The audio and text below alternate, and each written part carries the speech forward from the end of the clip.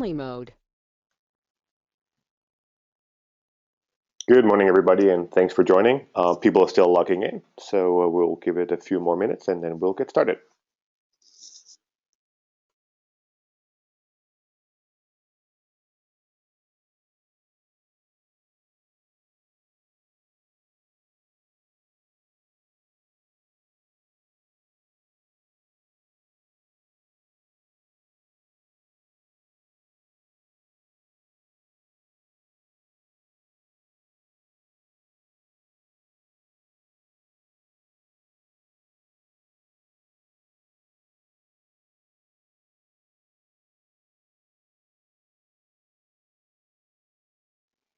Okie doke, let's get started. Thank you all for joining us this morning. It's an exciting webinar on the future of OpenStack Neutron. I have two of the authorities on this topic with me this morning. I have PTL of Neutron, Kyle Mestry, and I have Mark McLean, former PTL of Neutron, with me this morning. And I'm going to hand over the microphone to Mark from here.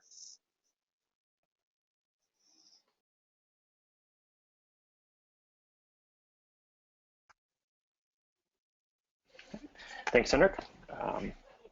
And so I'd like to take a moment and welcome Kyle with us this morning. Hey, Mark. Thanks for having me. Yes, thank you for joining us. So I guess everybody gets to participate with a little bit of almost coffee talk. I think we were joking a little bit before we started this morning.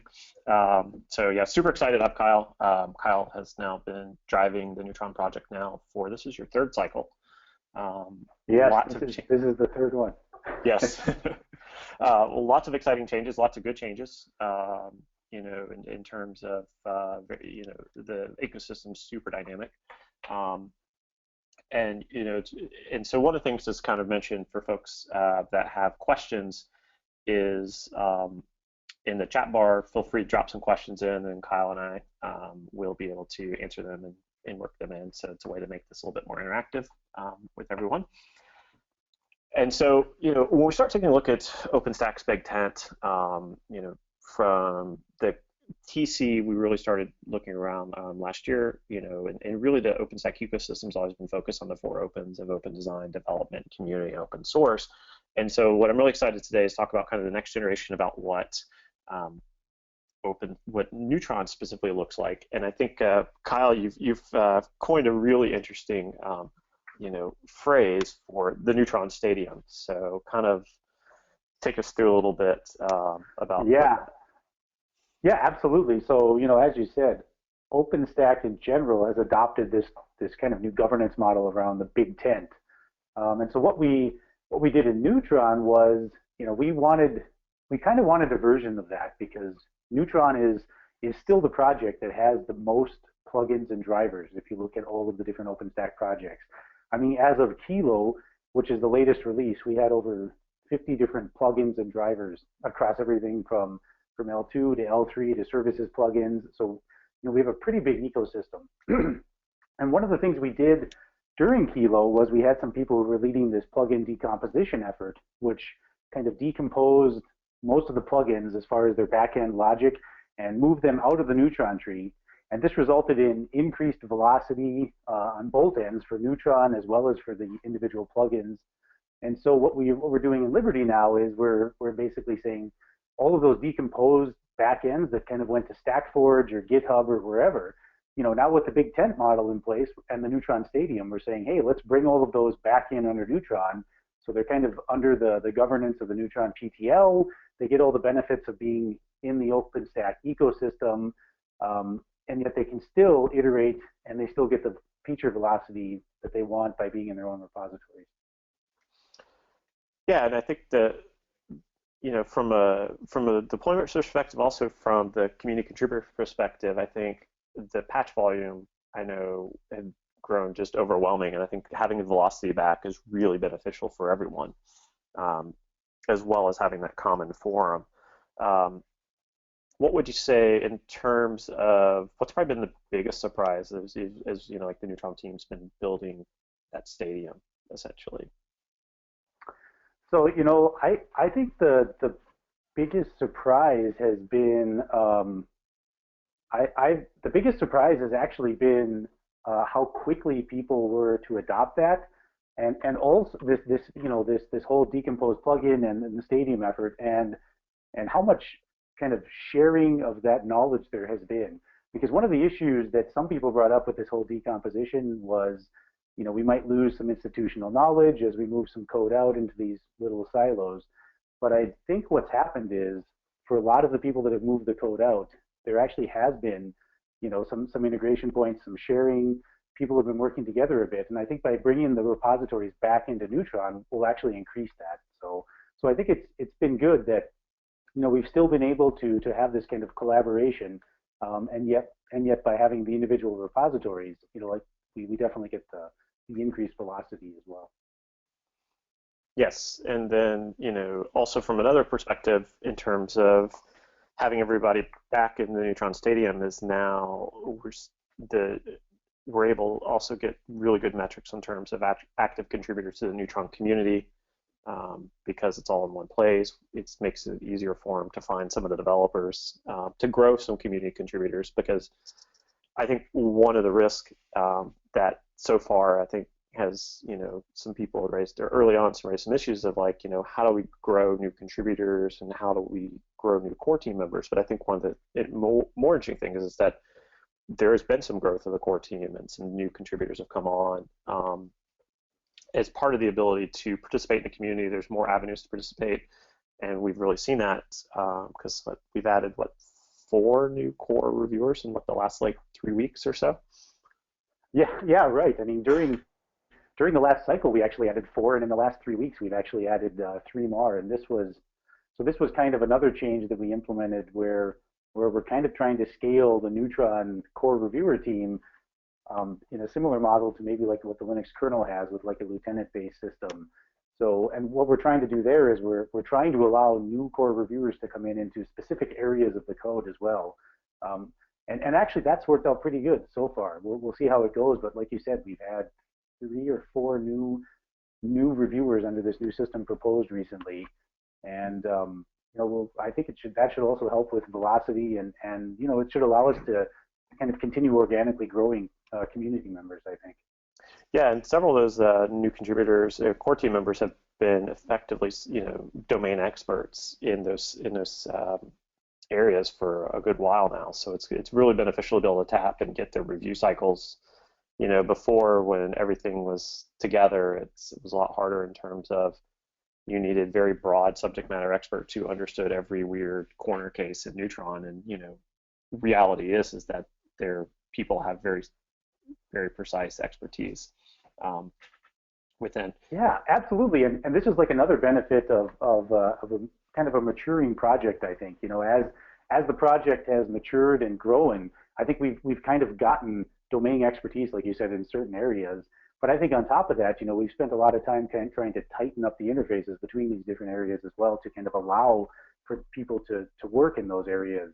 So we've, like, for example, I think over the last couple of cycles, we've done a lot of work around testing. We have, and that's actually helped as well. So yeah, it's definitely been good. Yeah, the significant work from the community in testing in terms of both improved functional testing. We've had a number of increased, contributors in testing side. I think has really helped the Keeler release probably, just increase the stability of the Keeler release even far beyond some of the earlier years. And so it's kind of refreshing. Also, the new types of contributors we're getting on those fronts. So you're getting more deployers. You're getting some of some folks who are dealing with day-to-day end users, really helping to kind of close that loop and really participate in the community. Yeah, definitely, absolutely, and I think that's the other thing. We definitely have been able to attract people with different skill sets, whether it's the people with a lot of domain expertise in testing, or people with domain expertise on the database side, or all of these different things. And I think that's really been beneficial. I think as a community, we've kind of really welcomed all of these different people with different skills in, and it's really benefited the project as a whole. Mm-hmm. So kind of, if we're looking into like the Stadium benefits, we kind of touched on them a little bit in terms of, really providing a common forum to locate all the drivers, to find the code, to improve consistency, kind of that shared governance. Looking forward a little bit into Liberty and even into the next M release, what kind of next steps are you envisioning for the stadium? So I think one of the things that we're seeing now as well, they're in addition to kind of the drivers and plugins and some of their backends that have come in, one of the things we're seeing now is we're seeing some extension APIs actually come into the stadium as well. So the L2 Gateway project, which started off on StackForge during Kilo with a bunch of contributors across some different vendors and operators, they kind of iterated in StackForge, got to a release point, and we're able to bring that back in under the stadium as well. So it's kind of a good model. We have some work going on around service function chaining as well on StackForge that's starting in Liberty, and hopefully that can iterate the same way with kind of a healthy, diverse ecosystem of people participating. And then once it drives to some sort of release, we can maybe bring that back in as well. So I think that sort of thing, we'll see more of that going forward too. Yeah, that's definitely exciting, seeing that we're really giving the different groups within the OpenStack networking community a space to a space to grow, a nice safe place to develop without having the pressure of having to deliver something immediately within 6 months or to immediately be production ready from day one, and kind of have a little bit of place to incubate and a place to grow. You touched on another little interesting, important tidbit, which was how, as over time, we've been able to tighten up the interfaces, improve compatibility between the layers, and really, with the wide variety of drivers and plugins now available within the ecosystem, really provides an opportunity for deployers to really match the technology choices for the technology, for either L2 solutions they're comfortable with, layer 3, or even layer 4 and above services, that you have the opportunity to mix and match with some of the solutions. And that with the stadium benefits is you really can choose the best of breed that matches the deployment size and deployment needs. So with that, real quick, yeah. So with that, right now, I don't think anybody's dropped any questions into the chat, but I wanted to thank you for joining us a little bit to talk about where the Neutron Stadium's going, the next benefits, and kind of any kind of last kind of any kind of things we didn't cover in terms of the Neutron Stadium this morning. No, I think we did a great. Hopefully, we did a good job giving people an overview of how we're kind of evolving Neutron, the platform, and Neutron, the ecosystem as well. And like you said, if people have questions, they can feel free to type them in, and we can field those as we go along too. Yeah, it's definitely been. I will say it's just with the longevity of the project, all the work you've been doing is super exciting. Especially the stadium has really allowed an explosion in growth from the layers, and so. When we start talking about those next generation, kind of turning a little bit back towards, we take a look at the big stadium, and then from, a little bit of personal perspective here, putting on more of my Conda hat than my upstream hat, is being a participant at stadium is really exciting because we have the opportunity to have a common forum, participate with the other members, and really the compatibility layer that's been produced via the modular layer 2 work, the layer 3 plugin work, and the advanced services work with the folks who've been working on expanding out load balancing V2. And some of the advanced services we're able to link in with that. The stadium, and having that common forum allows a solution like ours and the Conda to participate and make it participate in the ecosystem with pretty good ease and integrate in with the ecosystem. So we start kind of talking a little bit about that, just kind of to refresh a little bit for those who aren't familiar with the Conda. The Conda has kind of some really core principles, which we want to keep it as simple to understand, simple to operate. We want to make it compatible so that it can participate in the big stadium. That you can say choose one layer 2 solution, you can choose a different layer 3 solution, or layer 7 and it's mix and match. And also it's open source since day one. When we started the Aconda project in 2012, it's been open source V2, Apache V2, which is the same license as OpenStack. And really kind of core to Aconda has been the RUG, which is the central orchestrator. And so for those who are familiar with the RUG reference, it's one of those escape prototype names that we talk from the Big Lebowski, because there's a line about tying the room together. And so since the RUG is an orchestrator, it basically does control point orchestration. It's logically centralized, but it is, however, multi-process, multi-threaded, and has a pluggable driver model so that within the Neutron pluggability, the RUG itself also has pluggability as well. That's important for some of the operators, so you have a little bit of the best of breed. And kind of similar to the Neutron Stadium, it's able to utilize standard APIs and interfaces with Nova and Glance. So when we talk about reference architecture of Neutron, most people are used to seeing this slide in some form where you have your the deployers deploying a fleet of L2 agents, L3 agents, DHCP, advanced services agents. Aconda is a little bit different because from the control plane side, essentially Aconda replaces layer 3 DHCP and the advanced services and is able to fill those purposes. The interesting thing is we'll show is Aconda, you can actually mix and match. And so you could do either you could have Aconda servicing, layer 3 routing and layer 7, or just do layer 7. Aconda, the RUG in terms of its responsibilities, basically it monitors and reacts to logical model changes because it's plugged into the Neutron via standard APIs. It's able to use the event stream and the logical, the events that are being generated when logical model changes happen, also listening to telemetry that comes off of Neutron via Neutron's notifications, and as well as monitor and help and ensure one of the challenges with any large deployment is kind of config drift. So a little bit about, like I said, the high-level flows, watching for logical model changes and dispatches events. And then it communicates with the layer 2, layer 3, or 4 and above services to implement data path changes. One of the interesting things with the RUG versus some of the others, if you start taking a look, it is open source, but it was designed with IPv6 in mind. The RUG also does run a little bit in front of the ecosystem in the community. We do support dynamic routing. Currently right now, that's something that the team's working on in Liberty.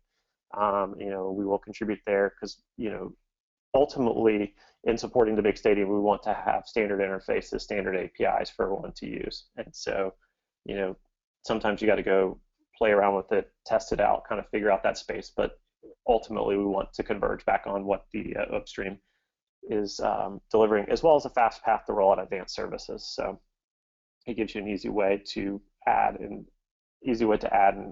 via the Aconda's driver model, plug in advanced services and have them orchestrated.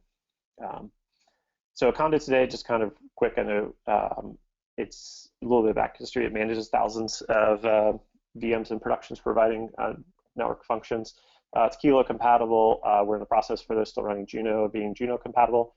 And we've run it on top of both proprietary and open source solutions. So you see like OBS, Linux Bridge, OVN, And so one of the questions that comes up in terms of what Aconda looks like in terms of the data path, Aconda sits alongside on the control plane. So Aconda is going to talk with Neutron, it's going to talk with Nova, it's going to interact with the layer 2 APIs, as well as interact with the higher level APIs. But in between that, from the tenant's perspective, they see a common interface. Again, trying to participate within the ecosystem and maintaining and not trying to present a very specialized view of Neutron when it present from the tenant side a very OpenStack compatible view.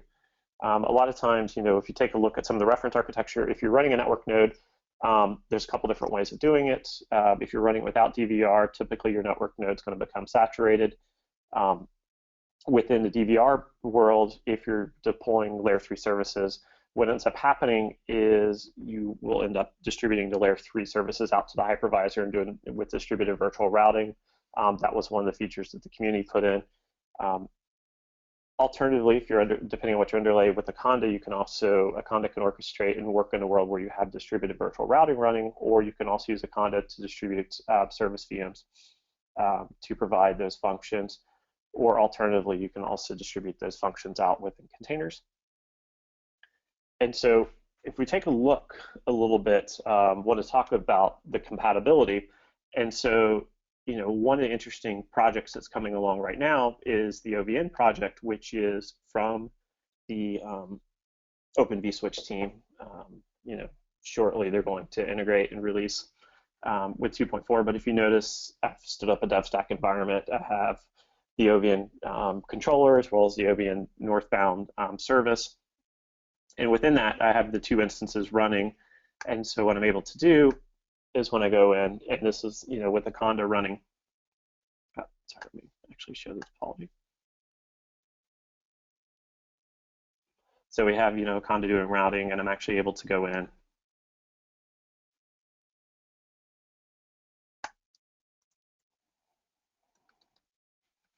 and then log in.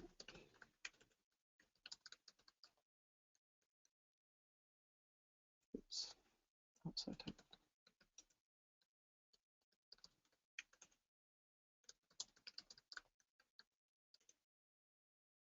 And so you can log in and show the different choices. Now the nice thing about having the big stadium in the tent is so I can switch to a different environment. Again, so we have a Conda running within within the deployment. This one's based on Linux Bridge. So now if I go in and look at the instances, I can go through and see and do a similar ping test. The interesting thing about network demos is once you show connectivity, really the interesting work that happens is the applications and workloads that people run on top of them. But again, so we show, so we're able to, ping through and show connectivity through. And so that's one of the diversities and one of the benefits of having a common stadium is that we have that compatibility layer. Conda does have that agility to run on the different layer 2 segments. And one of the interesting, and so over time, if like a deployer wanted to make a different choice and say run distributed virtual routing, a Conda could still work to orchestrate some higher level services and also integrate in with that. Previously at the Vancouver summits, we showed how we were contributing to some of the hierarchical port binding work and actually writing some open source drivers that are available in the ecosystem. So really, that's what we wanted to kind of chat a little bit this morning, is talk about where the big stadium, where the Neutron Stadium, how the compatibility within the ecosystem worked, and how everyone was able to, from a deployer perspective, that ecosystem benefits because there's an opportunity to develop solutions that are compatible with the multiple options that are available. Hey, Mark, I got a few questions here from the audience. Your interface to the third-party network services is the RESTful API. Is that correctly understood?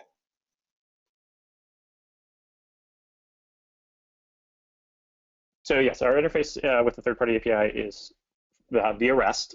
One of the interesting things about Conda being driver-based is that we can support non-REST services as well. So Conda is also open in terms of those who want to have and integrate in a driver or have a solution, but maybe it doesn't have a driver that fits within the Neutron model. Conda can help orchestrate that and enable them to deliver that driver faster to market. Okay, I got another question here. Is this how you are interfacing to Cumulus, or how does that work?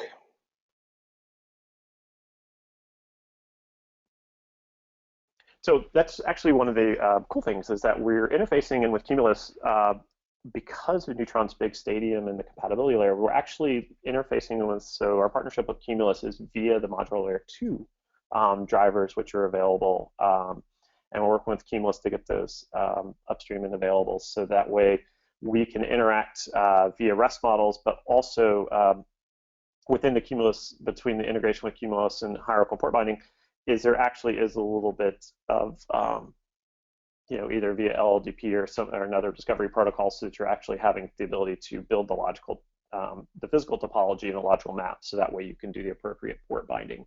But having that shared ecosystem, we were able to work with some of the members of the community and really help harden and deliver that.